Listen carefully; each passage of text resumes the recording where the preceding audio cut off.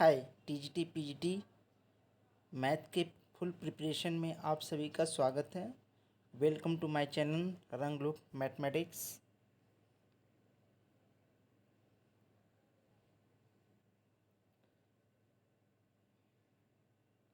Basic of group theory के lecture 4 में आप सभी का स्वागत है। आज हम पढ़ने वाले हैं जो ग्रुप थ्योरी में बहुत ही सिंपल से टॉपिक्स हैं, लेकिन बहुत ही इम्पॉर्टेंट है ग्रुप थ्योरी के लिए। प्राइम नंबर्स क्या होते हैं ये आप सभी को पता है। An integer n greater than 1 is said to be prime number if n has exactly two positive divers, say 1 and itself. Example 2, 3, 5, etc. ये प्राइम नंबर है जिनको हम अभाज्य संख्या कहते हैं। अब को प्राइम और रिलेटिवली प्राइम क्या होता है? Two integer a and b are relatively prime are coprime कहलाते हैं यदि GCD of a b is equal to क्या 1 हो। जीसीडी जिसको हम लोग एचसीएफ कहते हैं, हिंदी में इसको महत्तम समापवर्तक भी बोलते हैं। एग्जाम्पल के लिए हमने 4 और 9 की जीसीडी क्या है 1 है। 4 प्राइम नंबर नहीं है, 9 भी प्राइम नंबर नहीं है, लेकिन 4 और 9 जो होते हैं वो रिलेटिवली को प्राइम नंबर होते हैं या रिलेटिवली प्राइम नंबर बोलते हैं इनको। सेकेंड एग्जाम्पल 10 एंड 11 की जीसीडी 1 है, तो 10 और 11 जो होंगे, हालांकि 11 क्या है प्राइम नंबर है, 10 प्राइम नंबर नहीं है, लेकिन ये दोनों मिलकर क्या होते हैं को प्राइम नंबर कहलाते हैं। अब कुछ क्वेश्चन है, जैसे एक क्वेश्चन पूछा है how many integer are relatively prime to 0। 0 से 7 कितने इंटीजर्स ऐसे हैं जो रिलेटिवली प्राइम हैं। तो यहाँ पे हमारे जो आंसर है वो क्या है 1 और -1, यानी जीसीडी ऑफ 0 और 1 की वैल्यू 1 होती है और जीसीडी ऑफ 0 और -1 की वैल्यू क्या होती है 1 होती है। तो 2 इंटीजर ऐसे हैं जो 0 के साथ रिलेटिवली को प्राइम नंबर होते हैं। देखने में तो ये छोटा क्वेश्चन है, लेकिन यदि आपको ये ना पता हो तो एग्ज़ाम में आपको समय लग सकता है इसको सॉल्व करने में। छोटे छोटे टॉपिक्स हैं पर इम्पॉर्टेंट टॉपिक्स हैं। हम किसी भी टॉपिक को इग्नोर नहीं कर सकते, चाहे वो छोटा टॉपिक हो चाहे वो बड़ा टॉपिक हो। अगला क्वेश्चन है how many integer are relatively prime to 1। यहाँ पे सॉरी 1 होना चाहिए, रिलेटिव प्राइम टू 1। तो ऑल इंटीजर जितने भी इंटीजर हैं, जैसे जीसीडी ऑफ 1 और 25 का भी कितना हो जाएगा 1 हो जाएगा, तो 1 और 25 क्या हो जाएंगे रिलेटिव को प्राइम नंबर होंगे। तो यही पूछ रहा है ये कि how many integer are relatively prime to 1। तो ऑल इंटीजर क्या होते हैं रिलेटिवली प्राइम होते हैं 1 के साथ। How many integer are relatively prime to -1, इसका भी आंसर क्या होगा all integers. Please like and subscribe my channel. CSIR NET के पार्ट बी का ये क्वेश्चन है, कह रहा है P divides P1 P2 dot dot dot P के देन। यहाँ पे P जो है वो प्राइम नंबर तो डिनोट कर रहा है। तो प्राइम नंबर किसको किसी एक प्राइम नंबर किसी दूसरे प्राइम नंबर को कभी भी डिवाइड नहीं कर सकता।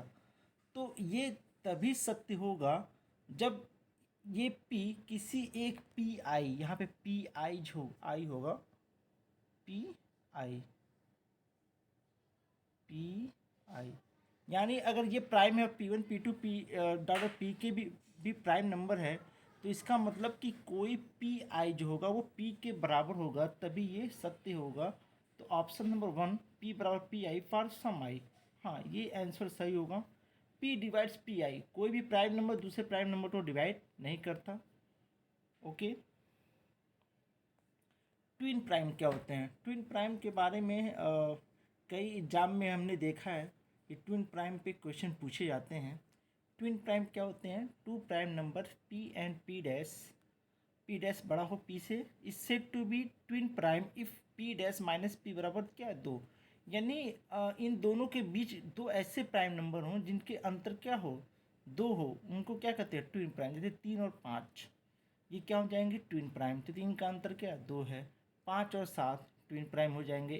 11 और 13 क्या हो जाएंगे ट्विन प्राइम हो जाएंगे। अब हम बहुत बहुत इम्पॉर्टेंट चैप्टर पढ़ने वाले हैं, कॉन्ग्रुएंट मॉड्यूलो। ग्रुप थ्योरी में इसका ग्रुप और रिंग थ्योरी देखा जाए या तो फील्ड तक जाए तो कॉन्ग्रुएंट मॉड्यूलो का बहुत ही ज़्यादा यूज होता है ग्रुप थ्योरी में। और अगर आप इसे नहीं जानते हैं तो ग्रुप थ्योरी पढ़ने में आपको बहुत सारी दिक्कतें का सामना करना पड़ता है। मैंने भी जब फर्स्ट टाइम ग्रुप थ्योरी पढ़ा था तो मुझे कोई भी चीज़ें समझ नहीं आ रही थी। फिर जब मैंने ग्रुप थ्योरी के बेसिक्स को पढ़ा तो मुझे चीज़ें बहुत ईजिली समझ में आने लगी। और मैंने जीआईसी का पेपर दिया, टीजीटी का पेपर दिया, पीजीटी का पेपर दिया, तो मुझे ग्रुप थ्योरी के एक भी क्वेश्चन गलत नहीं हुए और बहुत ईजिली 5 से 10 सेकंड में मैं उनको सॉल्व कर लेता था। तो आइए देखते हैं कॉन्जुगेंट मॉड्यूलो क्या होता है। ये कहता है let n is a fix positive integer two integer a and b, two integer a and b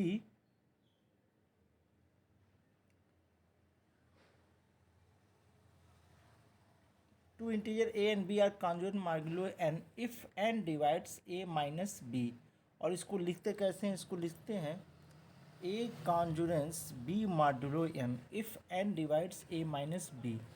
यानी यहाँ पे एग्जाम्पल लिखा है 6 कॉन्जुगेंट्स टू मॉड्यूलो 4, तो 6 में से 2 को घटाएं, 6 में से 2 को घटाएं क्या हो जाएगा 4, यानी 4 डिवाइड्स करेगा 6 माइनस 2 को, यानी ये कॉन्जुगेंट क्या है, सही लिखा है। अब अगला क्या लिखा है 6 कॉन्जुगेट 3 मॉड्यूलो 4, क्या ये सही है, तो 6 में से 3 घटाएं 1, 6 में 3 घटाएंगे क्या जाएगा 1, सॉरी 6 में 3 घटाएंगे क्या जाएगा 3। तो क्या 6 3 को डिवाइड करता है, नहीं डिवाइड करता, तो ये जो कॉन्जुगेंट मॉड्यूल लिखा है वो क्या है, गलत है। मैं कुछ यहाँ पे कॉन्जुगेंट मॉड्यूल में बना के आपको बता रहा हूँ। जैसे मान लीजिए मैं लिखूँ 5 कॉन्जुगेंट्स 1 मॉड्यूलो 2, क्या ये सही है, तो 5 में से 1 घटाए 4, हाँ 4 को क्या करता है 2 डिवाइड करता है, तो ये क्या है सही है। अगर मैं लिखूँ 5 कॉन्जुगेंट्स 2 मॉड्यूलो 2, तो ये गलत हो जाएगा क्योंकि ये मॉड्यूलो डिफाइन नहीं होता। 5 में से 2 जाएगा 3 और 3 को 2 डिवाइड्स नहीं करेगा, तो हम ऐसे चेक कर सकते हैं मॉड्यूलो। अब मॉड्यूलो के यहाँ पे कुछ रूल है, कहता है A B C D R 2 integer then A congruence A modulo N.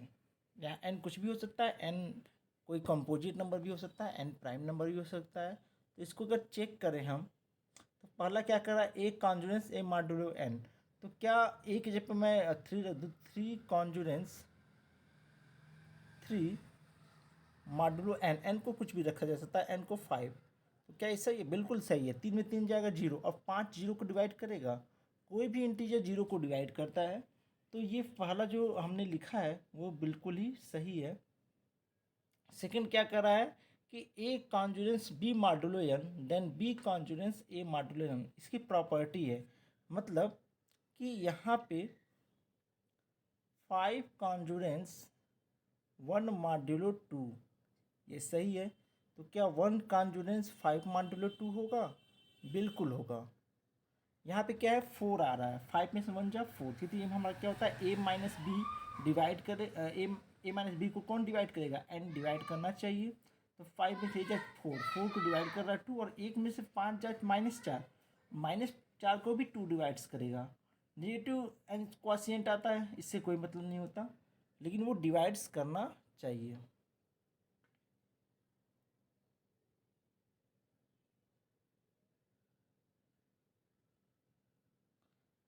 अगले कंसेप्ट पे आते हैं हम लोग। अगला कंसेप्ट क्या कहता है, अगला हमारा कंसेप्ट कहता है तीसरा कि if A congruence B modulo N and B congruence C modulo N then A congruence C modulo N. Transitive property, जैसा कि हम जानते हैं ये ट्रांजिटिव होता है। इसको कैसे हम प्रूव कर सकते हैं, जैसे यहाँ पे मैं एक और दूसरा मैं ले रहा हूँ, जैसे मतलब 9 कॉन्जुगेंस, मैं यहाँ ले रहा हूँ 4 मॉड्यूलो 5, सही है। और दूसरा मैं ले रहा हूँ 4 कॉन्जुगेंस -1 मॉड्यूलो 5, ठीक है। A congruence B modulo N and B congruence C modulo N. क्या कहता है ए कॉन्जुरेंस सी मॉड्यूलो एन, क्या ये सही है? तो बिल्कुल आप दे सकते हैं कि 9 में से -1 जाएगा 10, और 10 को 5 क्या करेगा, डिवाइड्स करेगा, तो दैट इज ट्रांजिटिव प्रॉपर्टी। और दूसरा देखना, अच्छा ये पहला क्या है, पहला जो है आपका रिफ्लेक्सिव प्रॉपर्टी।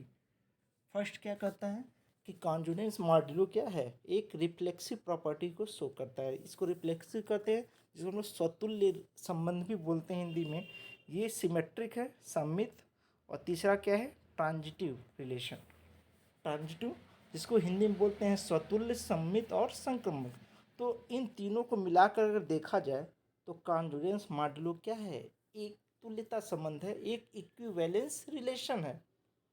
फोर्थ क्या कहता है कि if A congruence B modulo N and C congruence D modulo N, then A plus C congruence B plus D modulo N. यानी इसको हम लोग ऐड कर सकते हैं बहुत ही सिंपली।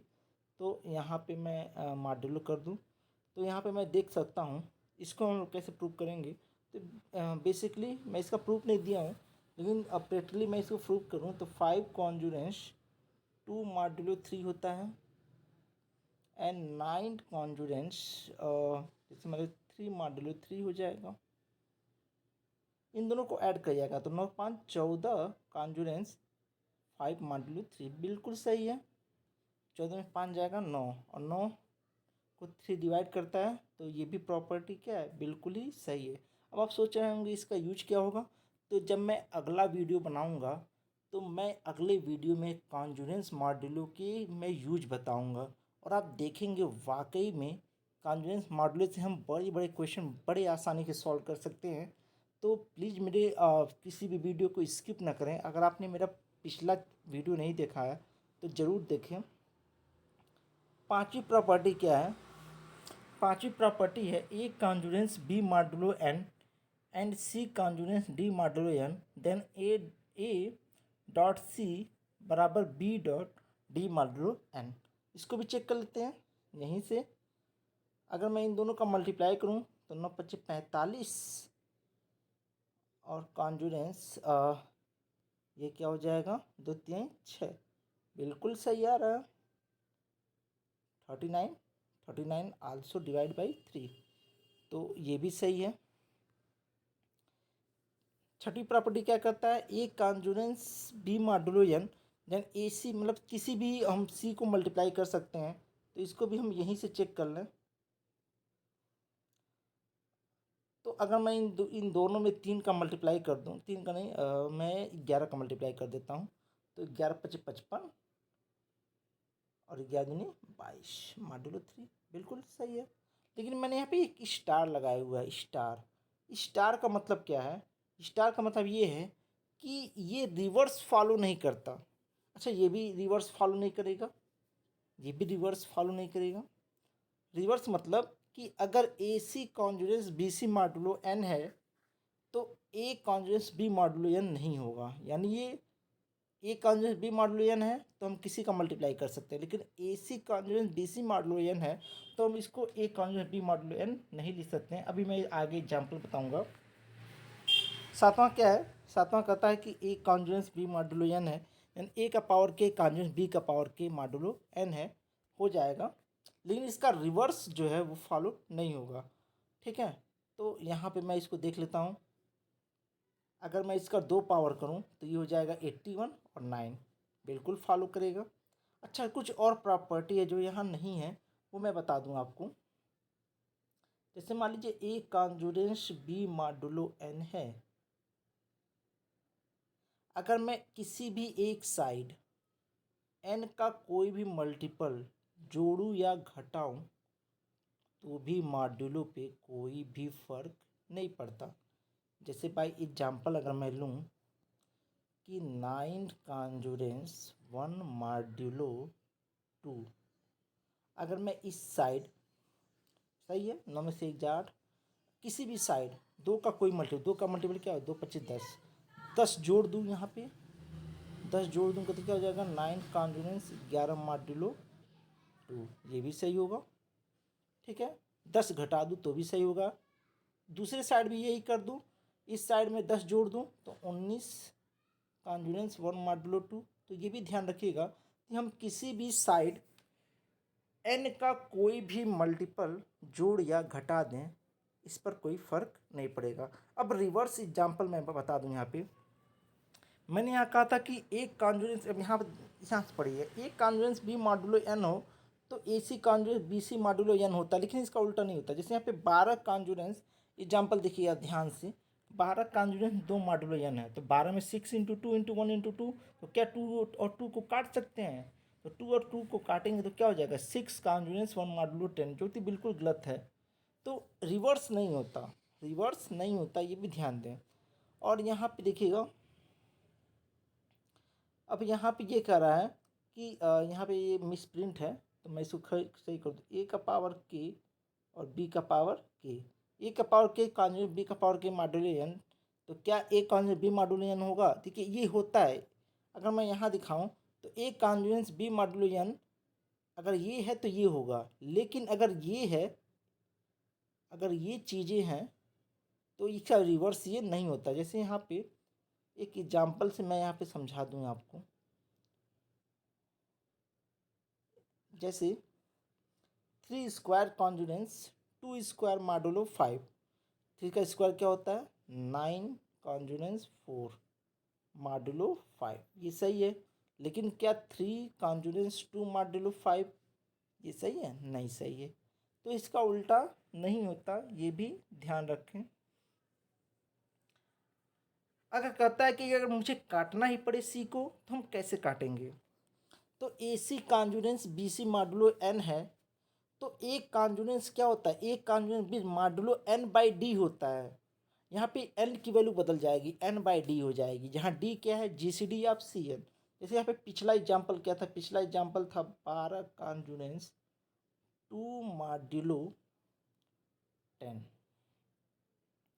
अब यहाँ पे भी 2 कॉमन है, यहाँ पर भी 2 कॉमन है, तो मैं 2 को नहीं काट सकता। 2 को काटूंगा तो 6 हो जाएगा, 6 कॉन्जुगेंस 1 मॉडुलो 10, ये गलत होगा।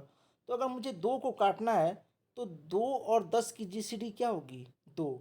तो मैं इसको ऐसे लिख सकता हूँ, 2 काटूंगा तो यहाँ पे 6 हो जाएगा, यहाँ पे हो जाएगा 1, और ये हो जाएगा मॉडुलो n बाई डी, और डी का मान क्या है? 2, और डी का मान 2 है, तो यहाँ से मैं लिख दूंगा डी का मान 2 है, तो 10/2 क्या हो जाएगा? 5, ये सही हो जाएगा। एक और एग्जाम्पल दे दूँ ताकि बेटर समझ में आए। जैसे 21 कॉन्जुगेंस 5, 21 में 5 जैसे 16, सॉरी 21 कॉन्जुगेंस, मैं यहाँ पे लिख दूँ डेट इज 21 कॉन्जुगेंस 9, 21 में से 9 जा 12 मॉड्यूलो 6, ठीक है। 21 में कॉन्जुगेंस 9 मॉड्यूलो 6, 21 में से 9 जा 12, और 12 क्या है? 6 को 12 को 6 डिवाइड करता है। अब यहाँ पे भी 3 कॉमन है, यहाँ पे भी 3 कॉमन है, तो क्या मैं 3 को काट दूंगा तो क्या हो जाएगा? 7 कॉन्जुगेंस 3 मॉडुलो 6, जो कि गलत हो जाएगा। लेकिन हम करते कैसे हैं? अब यहाँ पे 3 कॉमन है, तो 3 और 6 का जीसीडी क्या हो जाएगा? 3 और 6 की जीसीडी 2 और 3, तो मुझे यहाँ पे 3 का डिवाइड भी करना होगा, तो ये हो जाएगा मेरे पास। जब मैं यहाँ पे 3 से काटूंगा तो ये हो जाएगा 7 कॉन्जुगेंस 3 और मॉड्यूलो, और जब मैं 3 से डिवाइड करूँगा तो 6/3 क्या हो जाएगा? 2, तो ये सही होगा। तो इसका भी ध्यान रखें कि कभी भी अगर हम मुझे सी को काटना पड़े तो सी को हम कैसे काटेंगे? ए कॉन्जुगेंस बी मॉड्यूलो एन की जगह पे एन बाई डी, जहाँ डी क्या है? जीसीडी ऑफ सी एन, ठीक है। लेकिन अगर एन प्राइम हो तब, यदि एन प्राइम हो जाए, एन की जगह पर क्या हो जाए? पी हो जाए, तो मैं जानता हूँ प्राइम नंबर के साथ किसी की भी जीसीडी क्या होती है? 1 होती है, तो हम सी को बहुत ही इजीली काट सकते हैं, जैसा कि यहाँ दिखाया गया है। ये एग्जाम्पल है, ये 24 कॉन्जुगेंस 4 मॉडुलो 10, तो 24 में भी 4 कॉमन है, 4 में भी 4 कॉमन है, तो क्या 4 को काट सकते हैं? नहीं। 4 को 4 और 10 की जीसीडी क्या होती है? 2। तो जब हम 4 को काटेंगे तो 10 में हम डिवाइड करेंगे 2 से, जीसीडी ऑफ 4 10 से, तो ये हो जाएगा 6 कॉन्जुगेंस 1 मॉडुलो 5। ठीक है। लेकिन यहाँ पे दिखा गया नोट, नोट करके ये वाला टर्म आप देखेंगे, नोट वाला जो टर्म लिखा गया है यहाँ पे, ये लिखा गया है कि अगर P है तो P तो C को डिवाइड करेगा नहीं, तो P और C की जीसीडी क्या होगी, 1 होगी, और 1 को P में से 1 डिवाइड करेंगे तो P आएगा, तो हम इजीली क्या कर सकते हैं, C को काट सकते हैं। अगर यहाँ पे मॉड्यूलो n में मॉड्यूलो P हो, ठीक, बस ये है P और C बराबर नहीं होनी चाहिए, P और C बराबर नहीं होनी चाहिए, ध्यान रखें कि अगर मुझे C को कट करना है और मॉड्यूलो के अंदर क्या है, एक प्राइम नंबर है, तो मैं C को बहुत ईजिली काट सकता हूँ बिना किसी जीसीडी के। ओके, जैसे यहाँ पे AC congruence BC modulo P, तो A congruence B modulo P by 1, P और C की जीसीडी 1 हो जी, A congruence B modulo P। अब है linear congruence modulo N। Linear congruence modulo n क्या होता है, जैसे लीनियर इक्वेशन होता है वैसे ही लीनियर कॉन्जुगेंस मॉडुलो n होता है, जहाँ पे मुझे x की वैल्यू निकालनी होती है, ए एक्स कॉन्जुगेंस बी मॉडुलो n। जैसे इसको बोलते हैं लीनियर इक्वेशन, x + 2 = 3, तो मुझे x की वैल्यू निकालनी होती है ना लीनियर इक्वेशन में, वैसे ही लीनियर कॉन्जुगेंस होती है। तो यहाँ पे देखिए x की वैल्यू निकल जाती है, लेकिन लीनियर कॉन्जुगेंस मॉडुलो n में x की वैल्यू आ भी सकती है और नहीं भी आ सकती है। तो ये सॉल्यूशन एग्जिस्ट होगा या नहीं होगा, ये डिपेंड करता है कॉन्जुगेंस पे। कैसे डिपेंड करता है, देखिए एग्जाम्पल है 2x कॉन्जुगेंस 1 मॉडुलो 3।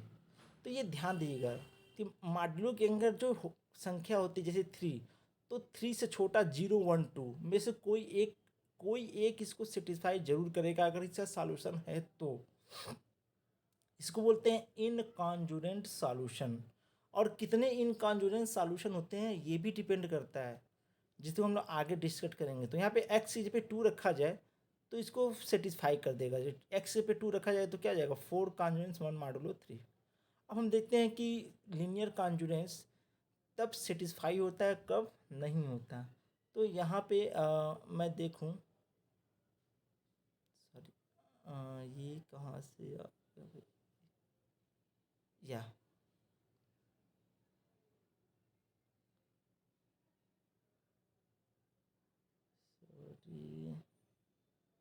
12,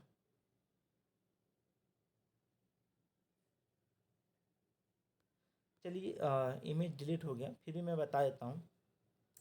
कहता है कि ए एक्स कॉन्जुगेंस बी मॉडुलो सॉरी ए एक्स कॉन्जुगेंस बी मॉडुलो एन का सॉल्यूशन कब एग्जिस्ट होगा कब नहीं होगा।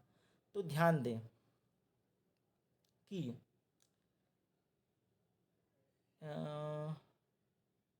आई मिस,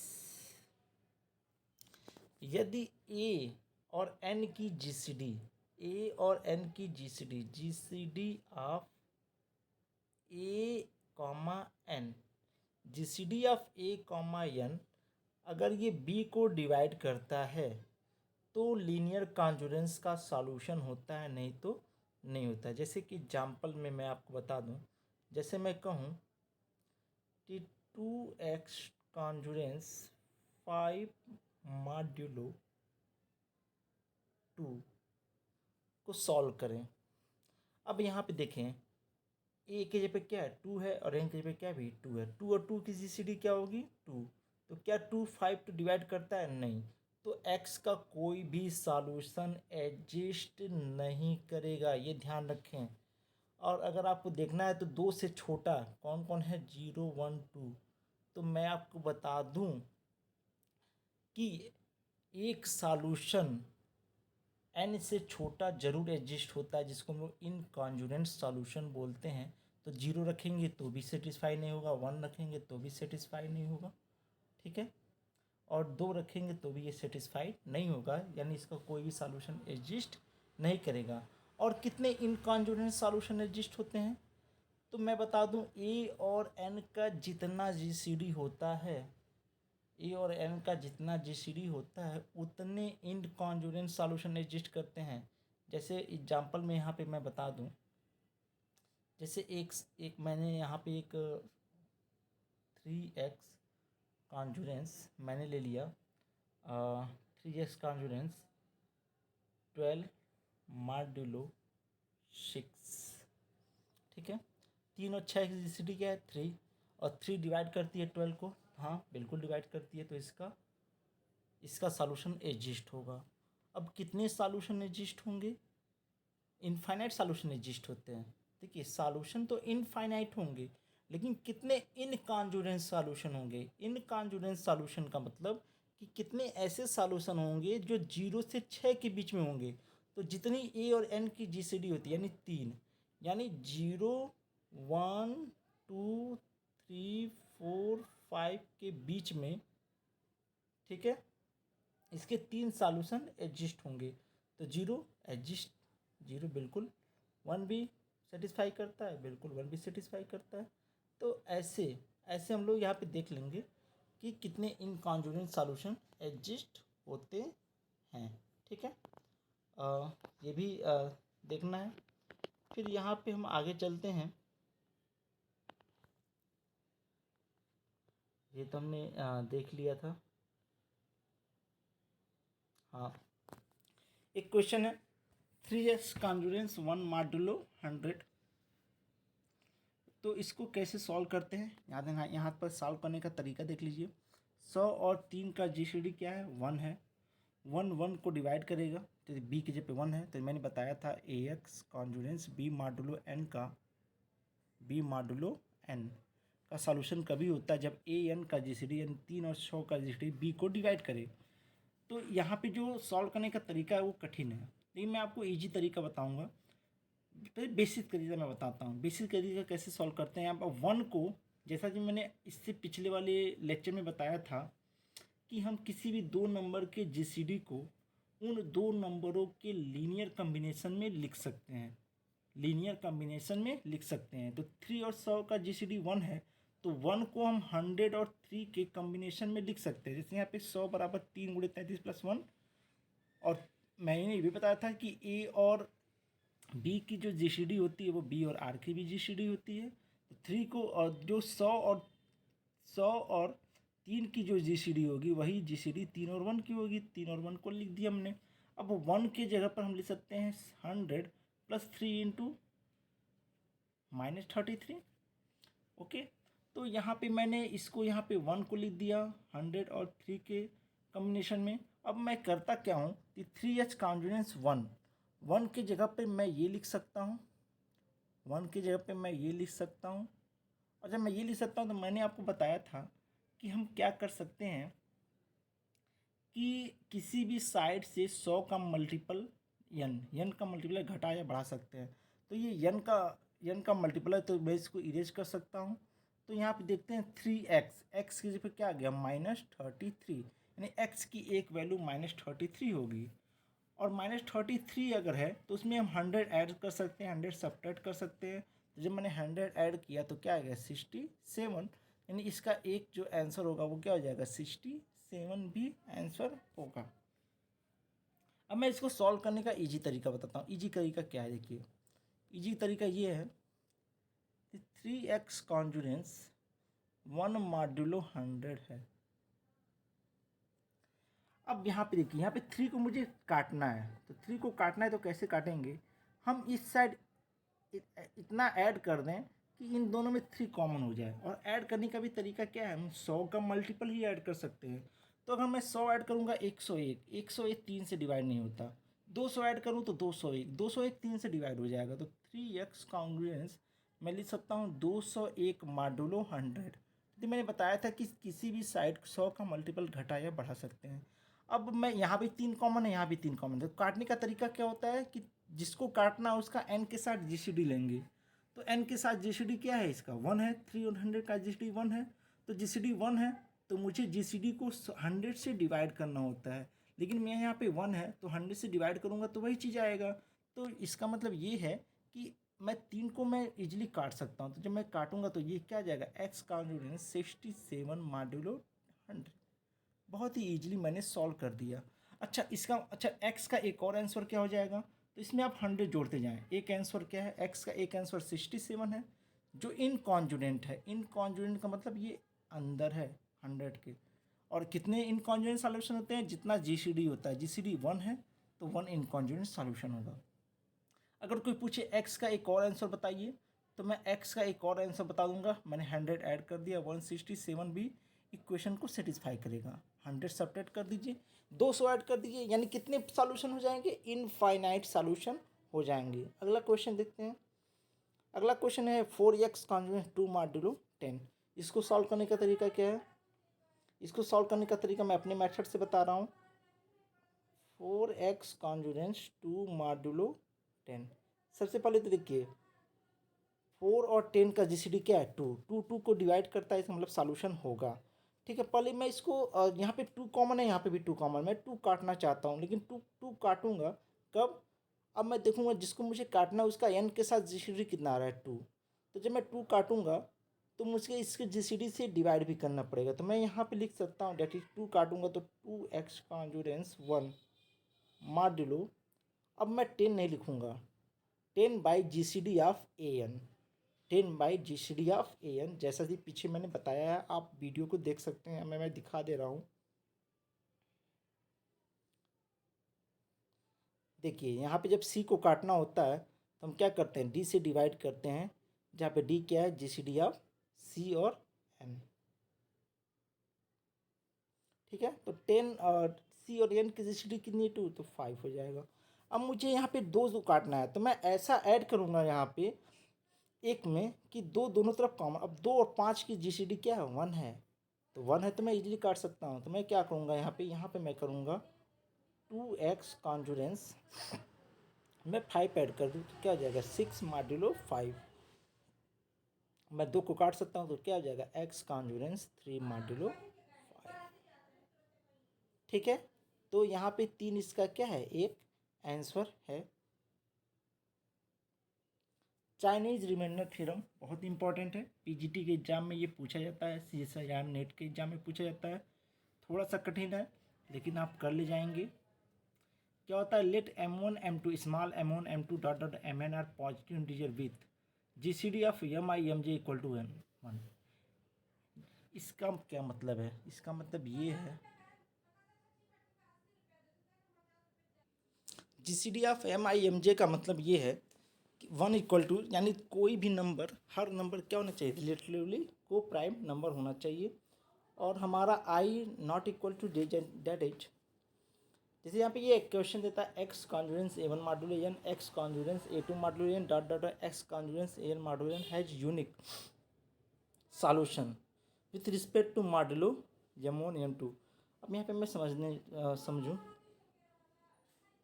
ठीक है, ये इसका सॉल्यूशन है। एक्स बराबर होता है a1 capital m1 inverse modulo m1 plus a2 m2 inverse modulo m2 dot dot dot. मैं इसका सॉल्यूशन बताऊंगा तब आपको समझ में आएगा mi कैसे निकालते। जैसे क्वेश्चन है, क्वेश्चन क्या है? X conjugate 1 modulo 3, x conjugate 2 modulo 4, x conjugate 3 modulo 5। अब यहाँ पे देखिए 3 4 की जीसीडी क्या है? 1 है। 4 5 की जीसीडी क्या है? 1 है। 3 5 की जीसीडी क्या है? 1 है। तो यानी जितने भी स्मॉल m है इसको हम स्मॉल m1 m2 m3 बोलेंगे। ठीक है, स्मॉल m1 की जगह क्या है? 3 है, स्मॉल m2 जगह क्या है? 4 है, स्मॉल m3 जगह क्या है? 5 है।